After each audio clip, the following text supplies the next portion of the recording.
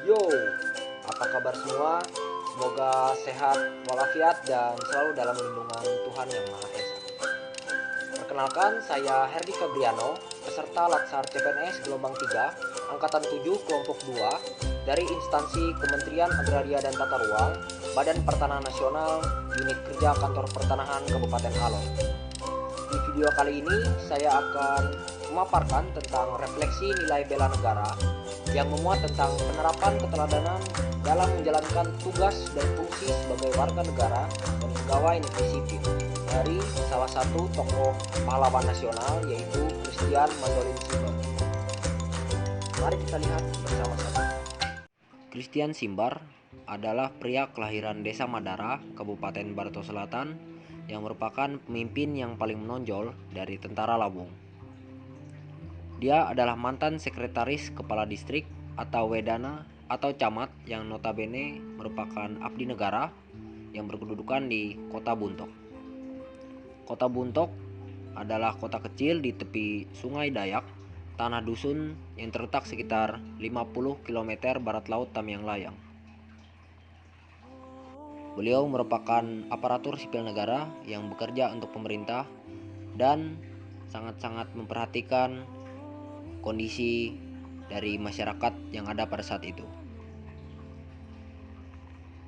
Kondisi masyarakat yang tidak terpantau, minimnya pembangunan infrastruktur, dan tidak adanya kemajuan dari ekonomi masyarakat membuat beliau sangat-sangat kecewa dengan roda pemerintahan yang pada saat itu sedang bergulir. Namun, beliau bertekad untuk memajukan kondisi ekonomi dan kesejahteraan masyarakat serta membangun pemerintahan yang baik. Namun dengan minimnya kemampuan akademik yang beliau miliki membuat beliau memperjuangkan itu semua melalui jalur fisik atau jalur kekerasan. Mereka merampok kapal dagang yang lewat dan bagikan hasilnya kepada masyarakat yang membutuhkan dan juga untuk mereka. Mereka merampok kapal dagang di Karau, Negara, dan terakhir di Kalayen dekat Buntok. Mereka bertindak dengan menyamar seperti otoritas berwajib mengenakan seragam aparat pemerintah. Mereka selama melakukan penggerebekan yang biasanya selalu diikuti pembagian harta rampasan. Tapi kejadian di Kalayen pada akhir tahun 1953 merupakan kejadian yang naas bagi mereka sebab terlalu banyak polisi yang mengapung mereka, yang kemudian berakhir dengan ditangkapnya sejumlah anak buah dari Christian Simbar saat merampok kapal dagang Cina Gin Wan 2. Awal minggu pagi, 22 November 1953, Christian Simbar dan ratusan pengikut Dayaknya menyerbu kota Buntok dan mereka membebaskan rekan mereka yang dipenjara. Para penyerang kota Buntok ini telah meluncurkan nama gerakan mereka yang terungkap dalam surat yang mereka sebut sebagai Telabang Pancasila Sektor Dayak. Telabang atau juga disebut telawang adalah perisai. Pancasila adalah ideologi nasional Indonesia, sebuah istilah yang jelas disampaikan sebagai bentuk loyalitas terhadap pusat atau Jakarta. Para penyerang menjelaskan bahwa mereka telah termotivasi oleh keluhan masyarakat Dayak seperti ketidakpuasan mereka dengan korupsi di dalam pemerintahan dan pembatalan skema saluran rawa. Kelompok ini menambahkan bahwa pihaknya siap mati untuk Pancasila. Hari berikutnya, kelompok ini dibaptis ulang, dirinya terang-terangan perlihatkan identitas Dayak dengan nama Gerakan Mandau Telabang Pancasila, yang mengacu kepada mandau yang merupakan pedang pendek khas masyarakat Dayak. Ini mengumumkan bahwa pemimpinnya adalah Christian Simbar alias Mandolin, seorang anggota dari suku Dayak Maanyan, dan yang paling penting bahwa kelompok ini ingin menjelaskan bahwa oposisinya terhadap kelompok anti Jakarta dan bukan bagian dari pemberontak terhadap negara Indonesia. Simbar menyatakan kelompoknya bukanlah sampah masyarakat. Dia sendiri merupakan seorang mantan pejabat pemerintah lokal. Dalam pertemuan dengan sebuah delegasi berkekuatan tinggi dari tokoh-tokoh Dayak yang dipimpin oleh Bupati Barito, George Obos, Simbar mengajukan pembelaan yang sangat ideologis atas tindakannya, di mana dia mengatakan karena didorong oleh rasa ketidakadilan yang diderita oleh masyarakat Dayak dan juga menentang korupsi serta teror dari para pemberontak.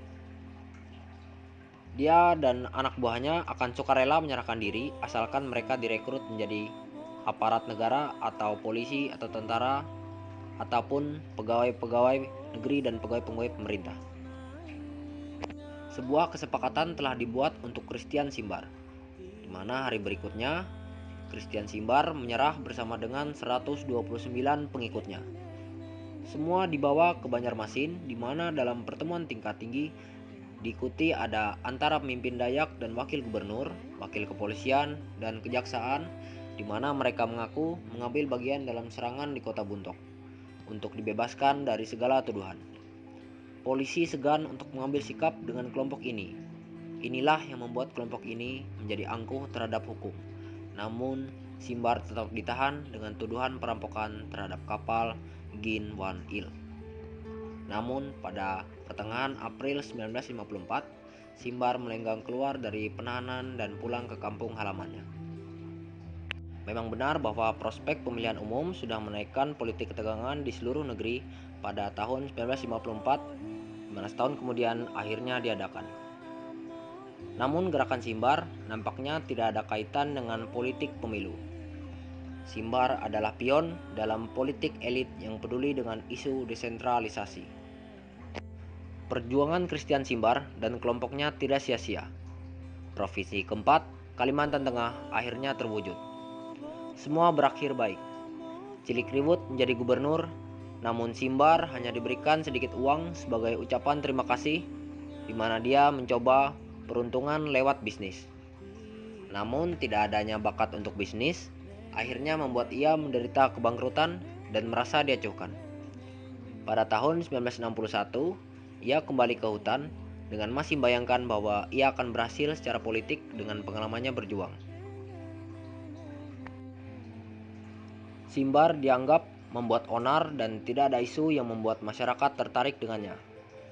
Simbar kemudian ditangkap dan ditahan sebagai seorang pesakitan di penjara militer di Balikpapan, Kalimantan Timur. Adik dari Christian Simbar yaitu Damang Bubu Simbar menyesalkan di mana pemerintah melupakan kohort atau akar mereka sendiri, dan di mana sang pejuang harus tersisih dari daerahnya sendiri. Banyak yang menduga ia mati dieksekusi oleh militer di Balikpapan. Namun, semua kabar tersebut dimentahkan setelah bertahun-tahun lamanya dan nampaknya dirahasiakan oleh pihak keluarga, di mana pria bernama Christian Simbar dikatakan oleh pihak kedokteran memiliki ciri-ciri identik dengan Simbar selama ini. Dan hal tersebut akhirnya dibenarkan oleh pihak keluarga, bahwa Christian Simbar diketahui meninggal dunia yang diakibatkan oleh penyakit mah akut pada saat berada di Kupang, Nusa Tenggara Timur. Dan sekarang telah dipulangkan ke kampung halamannya di Desa Madara, Kabupaten Barito Selatan. Memang sosok seorang Christian Simbar tidak terlalu banyak dikenal oleh masyarakat luas. Namun, fakta yang menyatakan bahwa beliau merupakan salah satu tokoh pahlawan nasional yang paling berjasa dalam pembentukan Provinsi Kalimantan Tengah tidaklah dapat dipungkiri. Teladan yang dapat kita ambil dari beliau adalah semangatnya, perjuangannya, kegigihannya dalam mengutamakan kepentingan bersama, terlebih untuk masyarakat-masyarakat yang kurang secara ekonomi maupun kesejahteraan. Pun beliau melaksanakan perjuangannya dengan cara yang salah, kita sebagai warga negara yang baik dan juga aparatur sipil negara yang baik wajib mencontoh semangatnya dalam melayani masyarakat dengan mengutamakan kepentingan publik di atas kepentingan pribadi. Ya, jadi begitulah sedikit penjelasan singkat mengenai salah satu tokoh pahlawan nasional yaitu Christian Mandolin Simbar yang notabene merupakan mantan dari APNI negara. Semoga hal-hal baik yang beliau perjuangkan dapat kita ikuti dan kita teladankan dalam hidup kita, sedangkan yang kurang baik tidak perlu kita ikuti dan kita lewatkan saja. Sekian video kali ini. Terima kasih dan sampai jumpa.